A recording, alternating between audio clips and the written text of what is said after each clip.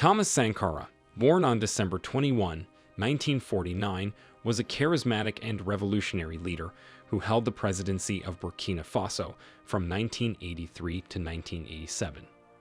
During his tenure, he achieved significant milestones in promoting women's rights, healthcare, education, and land reform. Sankara also made notable efforts to combat corruption and reduce dependency on foreign aid. However, his death on October 15, 1987, under controversial circumstances, has sparked ongoing debates and inquiries, with some suggesting his former friend and colleague, Blaise Compaoré, had a hand in orchestrating it. There are also lingering beliefs that his demise was influenced by France, as Sankara was seeking to sever ties with the country.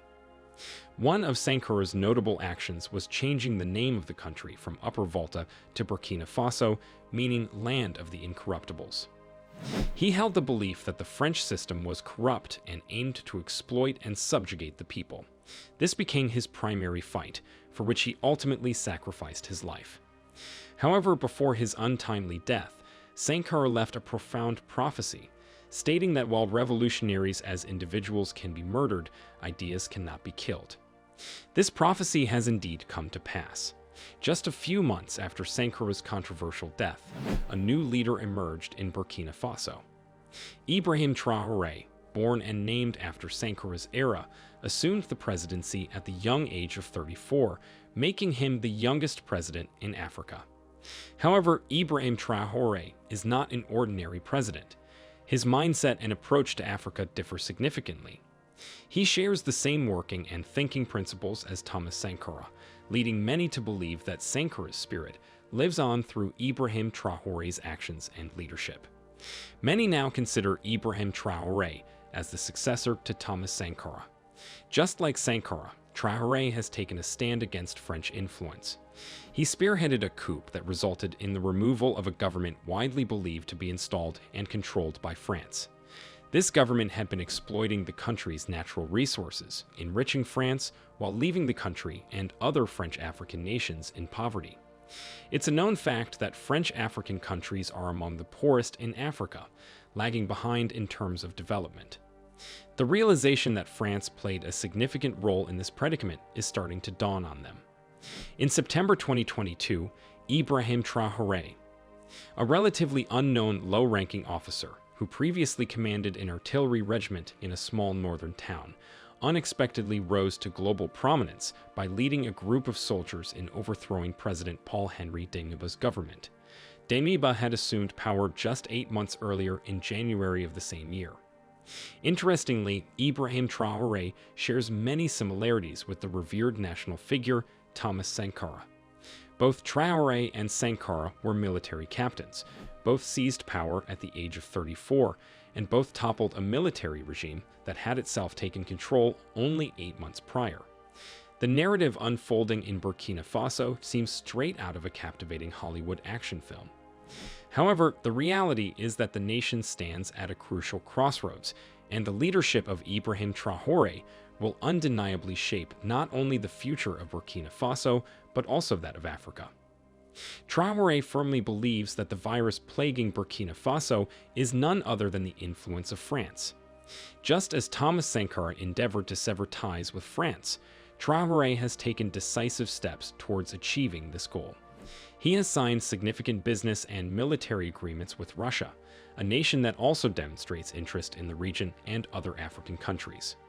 Most recently, Russian President Vladimir Putin organized a groundbreaking summit in St. Petersburg, inviting numerous African countries, particularly those under the influence of France. The summit garnered global attention as a charismatic and controversial young leader, Ibrahim Traore, delivered a powerful speech. He passionately discussed the lingering grip of colonial masters on Africa, which he believes is the root cause of the continent's enduring poverty despite its abundant natural resources. Traore emphasized that they represent the forgotten people of the world and that they have convened to discuss the future of their respective countries. Their aim is to build a world free from external interference in their internal affairs. He also highlighted the shared vision and outlook between Russia and Burkina Faso, expressing hope that the Russia-Africa Summit would usher in better opportunities for fair trade and the establishment of strong bilateral relations on a global scale. The main powerful part of his speech was when he said, and I quote, "Why does resource-rich Africa remain the poorest region of the world? We ask these questions and get no answers. However, we have the opportunity to build new relationships that will help us build a better future for Burkina Faso." However, a slave who does not fight for his freedom is not worthy of any indulgence. The heads of African states should not behave like puppets in the hands of the imperialists. We must ensure that our countries are self-sufficient, including as regards food supplies, and can meet all of the needs of our people. Glory and respect to our people, victory to our people, homeland or death. This summit follows closely after a gathering hosted by the United States, which invited African leaders. However, the outcome was far from satisfactory, as African countries did not reach a consensus on the propositions put forth by the U.S. In recent days, Ibrahim Traore issued a stern warning to France and the U.S. He cautioned that any threat of attack on Niger's new military leader would be regarded as an attack on Burkina Faso as well. This declaration sparked controversy and unrest in Niger, leading to the evacuation of French citizens and Europeans seeking to depart. One may wonder why France seeks to invade Niger. The new military leader of Niger ousted the previous government, which had been installed by France. Moreover, they took additional measures, such as prohibiting the export of gold and uranium to France, further exacerbating tensions between the two nations. Additionally, it is important to note that uranium from Niger is responsible for supplying electricity to nearly 1/3 of all homes in France, while over 85% of homes in Niger lack access to electricity. When the ban on uranium exports was announced, France responded by issuing threats to attack Niger and even relocated thousands of its troops from Mali to Niger's capital. Now let's delve into some of the remarkable achievements of Thomas Sankara and consider whether Ibrahim Traore can follow in his legendary footsteps. Firstly, Sankara demonstrated an unwavering commitment to gender equality. He pioneered women's rights by ensuring access to education and healthcare for women. Moreover, he appointed women to prominent government positions, shattering barriers and setting the stage for future generations. Sankara was also an environmentalist far ahead of his time. He recognized the significance of sustainable development and took proactive measures to safeguard Burkina Faso's natural resources. He initiated a large-scale reforestation campaign, implemented a ban on plastic bags, and encouraged the use of bicycles as an alternative to cars. Furthermore, Sankara's devotion to his people remains noteworthy. He championed the cause of the underprivileged and tirelessly worked towards improving their living conditions. His dedication to uplifting the lives of the poor was truly remarkable. As for Ibrahim Traore, only time will tell if he can truly walk in the footsteps of this legendary figure. While Traore has shown similar qualities and ideals, it is essential to allow his actions and leadership to unfold and shape Burkina Faso's future. The echoes of Sankara's legacy may inspire Traore, but he will undoubtedly forge his own path and leave his unique mark on the nation.